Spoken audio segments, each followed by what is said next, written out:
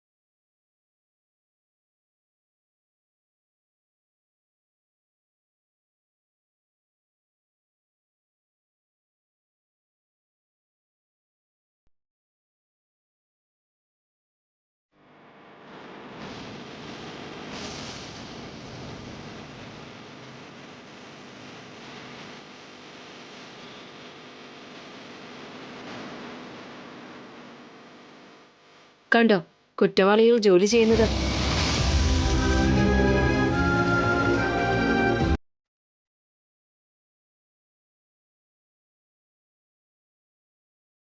Madam, എനിക്കൊരു doubt. ചോദിച്ചോളൂ. ഇവരെല്ലാരും എന്തിനാ ഇങ്ങനെ ജോലി ചെയ്യുന്നത്? ഞങ്ങൾ വേണോന്ന് വിചാരിച്ച് ജോലി ചെയ്യിപ്പിക്കുന്നതല്ല. തെറ്റ് ചെയ്യുന്ന ആൾക്കാർക്ക് മനസ്താപം വരുന്നത് വരെ ഇവിടെ ശിക്ഷ അനുഭവിച്ചേ പറ്റൂ.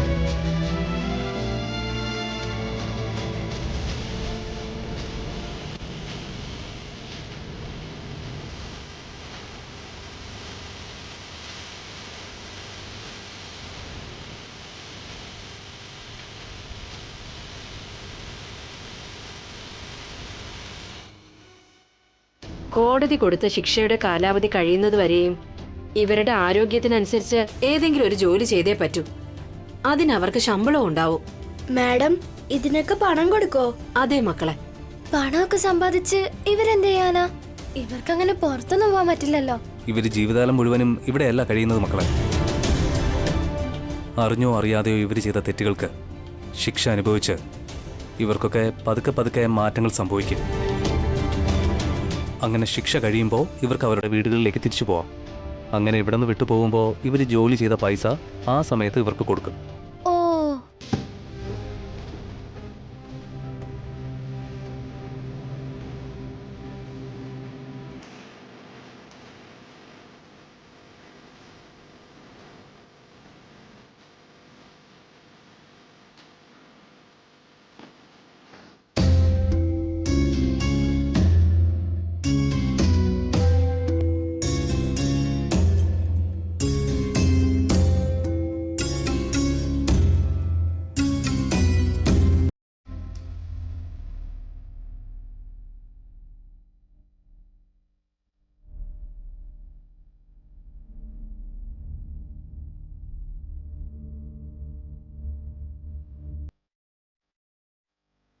മോനെ ഗൗതം, ഞാൻ കഷ്ടപ്പെട്ട് സമ്പാദിക്കുന്ന ഓരോ പൈസയും എന്റെ മക്കൾക്ക് വേണ്ടിയാ ഞാൻ ചേർത്ത് വെച്ചത്. പക്ഷേ ഞാൻ ജയിലിലായതുകൊണ്ട് നിന്റെ അനിയത്തിമാരുടെ ചുമതല നിനക്ക് ഏറ്റെടുക്കേണ്ടി വന്നു.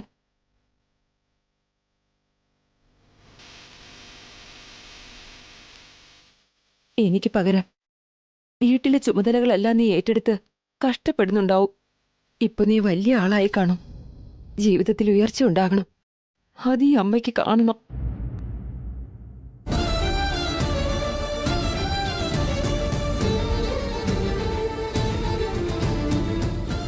ഇവിടെ റൗഡികളൊക്കെ ഉണ്ടോ?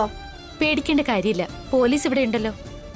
ഇവിടെ കൂടുതലും ദേഷ്യം കാരണം തെറ്റ് ചെയ്ത ആൾക്കാരാ ഉള്ളത്. ഒരു തെറ്റ് ചെയ്യാതെയും ശിക്ഷ അനുഭവിക്കുന്ന ആൾക്കാരും ഇവിടെയുണ്ട്. You are right Shivani. ഒരു തെറ്റും ചെയ്തില്ലെങ്കിലും സാഹചര്യത്തിന്റെ സമ്മർദ്ദം കൊണ്ട് സ്വയം കുറ്റം ഏറ്റെടുത്ത് ശിക്ഷ അനുഭവിക്കുന്നവരും ഉണ്ട്. മറ്റുള്ളവരാൽ പറ്റിക്കപ്പെട്ട് ശിക്ഷ അനുഭവിക്കുന്നവരും ഈ കൂട്ടത്തിലുണ്ട്. അങ്ങനെ ഒരുപാട് പേരുണ്ട്. ആവശ്യമാണെങ്കിൽ അവരെ പരിചയപ്പെടുത്തി തരാം. ശരി മാഡം. ഒരു തെറ്റും ചെയ്യാതെ ശിക്ഷ അനുഭവിക്കുന്ന സാവിത്രി ഇവരെ പരിചയപ്പെടുത്തിയാൽ ഇവർക്കത് മനസ്സിലാവും. ആദ്യം ജയിലെല്ലാം കാണാം, എന്നിട്ട് എല്ലാരും പരിചയപ്പെടാം നമുക്ക്. ശരി, വരൂ. അല്ല, ഇവരെയൊക്കെ ആരാ ഇങ്ങോട്ട് കൊണ്ടുവരുന്നത്? എങ്ങനെയാ കൊണ്ടുവരുന്നത്? കോടതി വിധി പറഞ്ഞതിന് ശേഷം അവർക്ക് കൊടുക്കാനുള്ള ശിക്ഷയും കൊടുത്തിട്ട് ഇവിടേക്ക് കൊണ്ടുവരും. ഓ, എത്ര വർഷത്തെ തടവാണോ അത്രയും വർഷം അവരിവിടെ നിന്നേ പറ്റുള്ളൂ. മാഡം, ഈ മാഡവും പോലീസ് ഡ്രസ്സൊക്കെ ആയിട്ട് ഇവിടെ തന്നെ ഉണ്ടാവോ? ഞങ്ങള് ജയിലിനകത്തല്ല, ഇവിടെ ഡ്യൂട്ടി ചെയ്യുന്ന ആൾക്കാരാ. ഓ,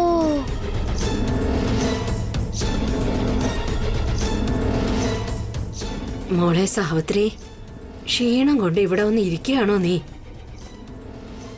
അല്ലമ്മേ, ഏതോ സ്കൂൾ കുട്ടികള് ജയില് കാണാൻ വന്നിരിക്കുവാന്ന്. നാട് അത് ഏതോ പറഞ്ഞല്ലോ. നിന്റെ ചന്ദ്രഗിരി നാട്ടിലുള്ളവരാ.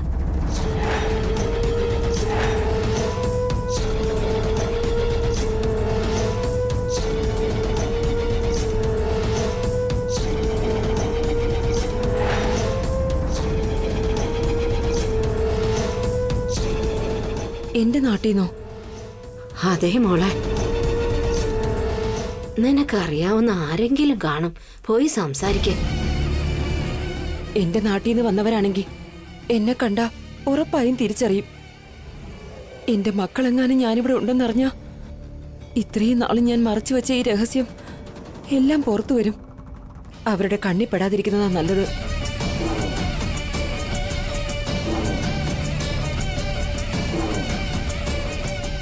മോളെ, എന്താ നീ ആലോചിച്ചുകൊണ്ടിരിക്കുന്നെ? ഒന്നുമില്ല അമ്മേ, ഞാനിവിടെ ഉണ്ടെന്ന് അവരറിയാതിരിക്കുന്നതാണ് നല്ലത്. അതെയോ? അങ്ങനെയാണോ പറയുന്നേ? ടീച്ചർ, എനിക്ക് ദാഹിക്കുന്നു. അതെയോ? അവിടെ വെള്ളം ഇരിക്കുന്നു, പോയി കുടിച്ചോളൂ.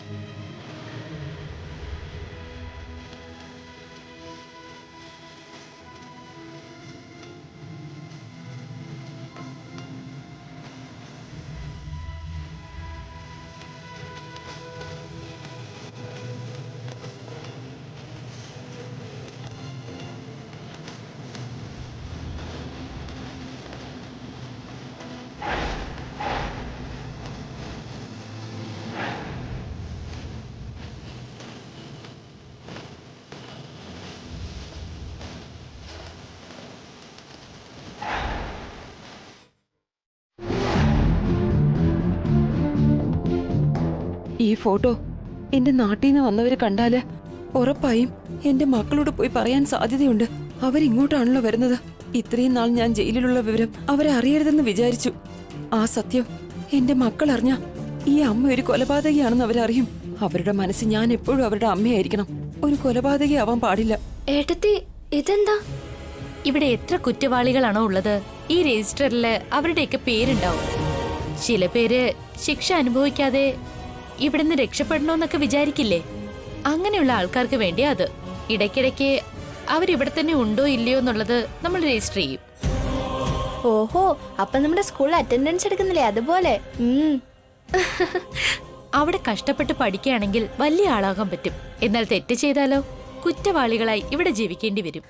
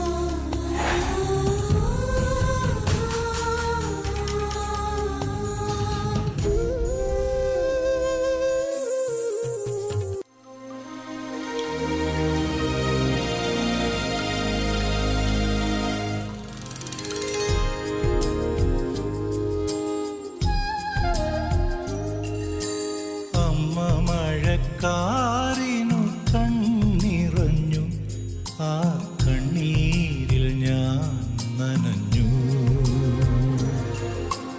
കന്നിവെയിൽ പാടത്തു കനലെരിഞ്ഞു, ആ മൺകൂടിൽ ഞാൻ പിടഞ്ഞു. മണൽ മായ്ക്കുമീ കാൽപ്പാടുകൾ.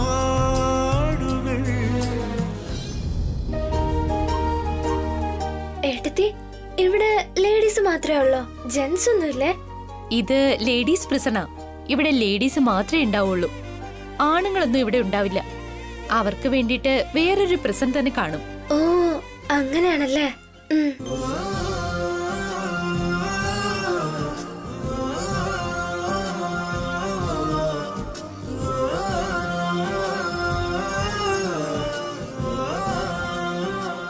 പാവം, അവരുടെ ആരുടെയും ബന്ധുവിൻ്റെ ഫോട്ടോ വെച്ചിട്ട് ആ വേദന നെഞ്ചിൽ ചുമന്ന് ഇവിടെ ഈ ജയിലിൽ ശിക്ഷ അനുഭവിക്കുന്നു. ഓരോരുത്തർക്കുമുണ്ട് ഇതുപോലൊരു കഥ. ഇവിടെയുള്ള ഈ കുറ്റവാളികളെയൊക്കെ കാണുമ്പോൾ ഇവരൊക്കെ ഒരു കുറ്റവും ചെയ്യാതെ ആരൊക്കെയോ ചേർന്ന് മനഃപൂർവ്വം ഇവരെ കുറ്റവാളിയാക്കിയതുപോലെ എനിക്ക് തോന്നുന്നത്. ശരി, നമുക്ക് പോവാം. വരൂ.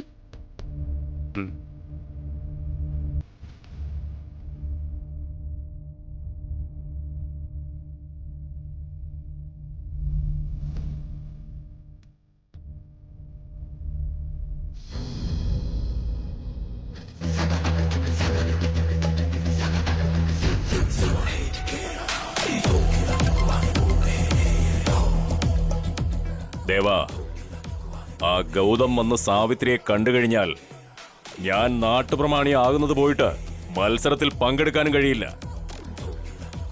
നീ തന്നെ അവരെ അങ്ങോട്ടേക്ക് വിടാതെ എങ്ങനെയെങ്കിലും തടഞ്ഞേ പറ്റൂ. യാതൊരു കാരണവശാലും സാവിത്രി അവിടെ ഉണ്ടെന്നുള്ള കാര്യം അവരറിയരുത്. ശരി അച്ഛാ, ഞാൻ അവിടേക്കാ പോയിക്കൊണ്ടിരിക്കുന്നത്. വേഗം പോയി തടയേ. ആവശ്യം വന്നാൽ ആ സാവിത്രിയെ തീർത്തേക്ക്. ജോലി തീർത്തിട്ട് ഞാൻ അച്ഛനെ വിളിക്കാം.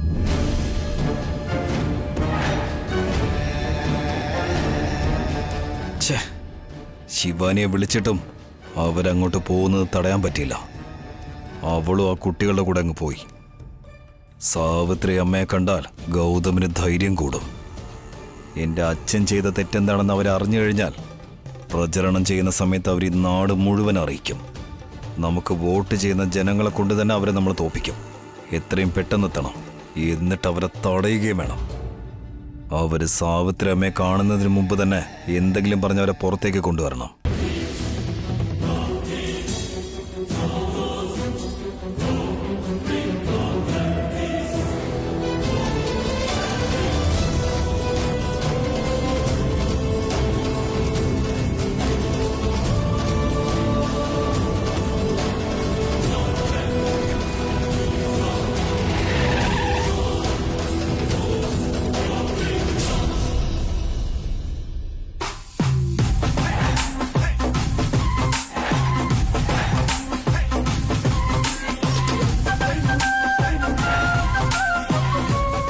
ഏയ്, ആരാ റോഡിന് കുറുകെ കൊണ്ട് വണ്ടി നിർത്തിയിരിക്കുന്നത്? ആരാന്ന്? സാർ ഇവിടെ, സാർ ഇവിടെ. നീ അടിയിലെന്താ ചത്ത് കിടക്കുവാണോ? ഞാൻ ചത്തിരുന്നെങ്കിൽ എങ്ങനെ സംസാരിക്കുമായിരുന്നു? തമാശ പറയുന്നത് നിർത്തിയിട്ട് ആദ്യം വണ്ടി എടുത്ത് മാറ്റ്. എനിക്ക് അത്യാവശ്യമായിട്ട് പോകാനുള്ളതാ. എനിക്കും അർജന്റായിട്ട് പോകാനുള്ളതാ സാർ. പക്ഷെ വണ്ടി പണിയായിട്ട് കിടക്കുക. എന്ത് ചെയ്യാനാ, എന്റെ സമയം ശരിയല്ല. അപ്പൊ നീ വണ്ടി എടുക്കില്ലെന്നാ? പണിയായ വണ്ടി എങ്ങനെ എടുക്കാനാ സാർ? സാറ് തിരിച്ച് വേറെ വഴി പോ. റാസ്കൽ, നീ എന്നോട് തിരിച്ചു പോകാൻ പറയുന്നോ? എണീക്കണം അങ്ങോട്ട്. എണീക്കാൻ. Sir sir sir sir sir sir sir എന്തിനാ അടിക്കുന്നേ? എന്നോട് തർക്കുത്തരം പറയുന്നോ? സാറ് മാത്രല്ല സാർ, ഇങ്ങോട്ട് വന്ന എല്ലാരും തിരികെ പോയി. ബസ് ബ്രേക്ക് ഡൗൺ ആയിരിക്കാ സാർ. എനിക്ക് കോട്ടക്കൽ ജയിലിൽ പോകണം. കറങ്ങിപ്പോ കഴിഞ്ഞ സമയം എടുക്കും. മര്യാദയ്ക്ക് വണ്ടി എടുത്ത് മാറ്റ്. എന്നെ കൊണ്ട് മാത്രം പറ്റില്ല സാർ. 2-3 പേരുണ്ടെങ്കിൽ അല്ലേ തള്ളാൻ പറ്റൂ. സാർ, സാറിന് നല്ല ആരോഗ്യമുണ്ടല്ലോ. സാറ് വേണമെങ്കിൽ തള്ളിക്കോ, ഞാൻ പോയി സ്റ്റിയറിംഗ് പിടിക്കാം. നിനക്കെന്താടാ എന്നെ കണ്ട് ക്ലീനർ ആയിട്ട് തോന്നുന്നു? പോലീസാടാ ഞാൻ. Useless fellow.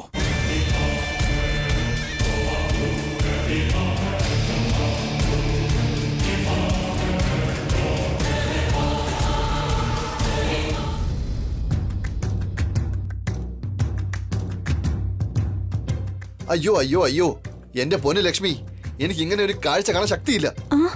എന്തു പറ്റി? തന്റെ ഈ ഭംഗിയുള്ള കൈ കൊണ്ട് ഈ പാത്രം കഴുകുന്നതും ഈ തവി കഴുകുന്നതും ഇതൊന്നും എനിക്ക് ഇഷ്ടപ്പെടുന്നേ ഇല്ല. അയ്യോ, ഇത് ഞങ്ങളുടെ ജോലിയാണെന്നേ. എന്റെ ടീച്ചർ ജോലി നഷ്ടപ്പെട്ടതിന് ശേഷം ഞാൻ ഇങ്ങനെയുള്ള ജോലികളൊക്കെ ചെയ്താ ജീവിക്കുന്നേ. കഷ്ടപ്പെട്ട് ജോലി ചെയ്തില്ലെങ്കിൽ അത് ദഹിക്കില്ലെന്നുള്ളതാണ് ഞങ്ങളുടെ കാഴ്ചപ്പാട്. ആഹാ, നിങ്ങളുടെ ഫാമിലി എല്ലാരും കാണുമ്പോൾ എനിക്ക് അഭിമാനം തോന്നുന്നു. അതെന്താ അങ്ങനെ? അമ്മയില്ലെങ്കിലും നിങ്ങളുടെ അച്ഛനൊരു ശ്രദ്ധയില്ലെങ്കിലും നിങ്ങളുടെ ചേട്ടനെ ഗുരുവായിട്ടും ദൈവമായിട്ടും കണ്ട് നിങ്ങൾ ഇങ്ങനെ കഷ്ടപ്പെടുന്നത് കാണുമ്പോൾ ഞാൻ അറിയാതെ തന്നെ നിങ്ങളോടുള്ള സ്നേഹം എനിക്ക് കൂടി വരികയാണ്. ഹലോ ഡോക്ടറെ, വന്ന കാര്യം പറയാതെ നിന്നങ്ങ് പൊക്കി സംസാരിക്കുകയാണല്ലോ. ആ കാര്യം ഞാൻ മറന്നുപോയി. ബമ്പർ ഓഫർ സൂപ്പറായിട്ട് നടത്തി. തൃശൂലത്തിൽ വളയിടുകയാണെങ്കിൽ വളയുടെ സൈസിലുള്ള വള ഫ്രീ ആണെന്ന് സൂപ്പർ ഓഫർ അല്ലേ കൊടുത്തത്. പുറത്തല്ല ഇതിനെ പറ്റിയാ സംസാരിക്കുന്നത്. എന്താ, നിങ്ങൾ വളയിടുന്നുണ്ടോ? ഇയാൾ എനിക്കൊരു അവസരം തരികയാണെങ്കിൽ. അല്ല, അതെന്തിനാ? തൃശൂലത്തിൽ വളയിടുന്നവർക്ക് വേണ്ടി ഭക്ഷണം ഫ്രീ ആണെന്ന് ബോർഡ് എഴുതി വെച്ചിട്ടുണ്ടല്ലോ. അയ്യോ, ഞാൻ വളയിടാന്ന് പറഞ്ഞത് ഇയാളുടെ കയ്യില. അതെ ഡോക്ടറെ, അതെന്തിനാ എന്റെ ചേച്ചിയുടെ കയ്യിൽ വളയിടണമെന്ന് ആഗ്രഹിക്കുന്നേ? അതെന്താണെന്ന് വെച്ചാ, ഞാൻ ഈ കൈ പിടിച്ച് നാടി പരിശോധിക്കുകയാണെങ്കിൽ അവരുടെ മനസ്സിലുള്ളത് എന്താണെന്ന് എനിക്ക് പറയാൻ കഴിയും. അങ്ങനെ ലക്ഷ്മിയുടെ ഭാവി കാലം എന്തായിരിക്കുമെന്ന് എനിക്ക് ഈസി ആയിട്ട് പറയാൻ കഴിയും. അപ്പോഴേ അതിനെ വൈദ്യം എന്നല്ല പറയാ, ജോത്സ്യം എന്നാ പറയാ. ഏ ഗൗരി, നീ എന്തിനാ കളിപ്പിക്കുന്നേ? ഞാൻ എപ്പോഴാ കളിയാക്കിയത് ചേച്ചി? ഡോക്ടറാണല്ലോ എന്നെ വന്ന് കളിയാക്കുന്നേ. അയ്യോ, നിങ്ങൾ അങ്ങനെയാണോ കാര്യം മനസ്സിലാക്കിയത്? ഞാൻ അങ്ങനെ ലക്ഷ്മിയെ കളിയാക്കി പറഞ്ഞതൊന്നുമല്ല. പാവം, ഇയാളുടെ മനസ്സ് വളരെ നല്ലതാ. ആ മനസ്സ് അങ്ങനെ വേദനിക്കാൻ പാടില്ലെന്ന് എനിക്ക് തോന്നി. അതുകൊണ്ടാ കൈ പിടിച്ച് ഇയാളുടെ മനസ്സിൽ എന്താ ഉള്ളതെന്ന് എനിക്ക് പറയണമെന്ന് തോന്നിയത്. എന്റെ ചേച്ചിയുടെ കൈ പിടിക്കണമെങ്കിൽ ദൈവം അത് നേരത്തെ എഴുതി വെച്ചിട്ടുണ്ടാവണം. അതിന് ദൈവമൊക്കെ എന്തിനാ വിചാരിക്കുന്നത്? അസുഖം എന്തെങ്കിലും ഉണ്ടെന്ന് വെച്ചാ ഞാൻ തന്നെ കൈ പിടിച്ച നാടി നോക്കി പറയാന്നേ. ശരീരത്തിന് സുഖമില്ലെങ്കിൽ അതിനുള്ള മരുന്ന് ഞാൻ തരും. ഓഹോ, അങ്ങനെയാണോ പറഞ്ഞു വന്നത്? അല്ലല്ല, ഞാൻ സ്കൂട്ടിയിലാ വന്നത്. നിങ്ങൾ ഭയങ്കര തമാശക്കാരൻ തന്നെ.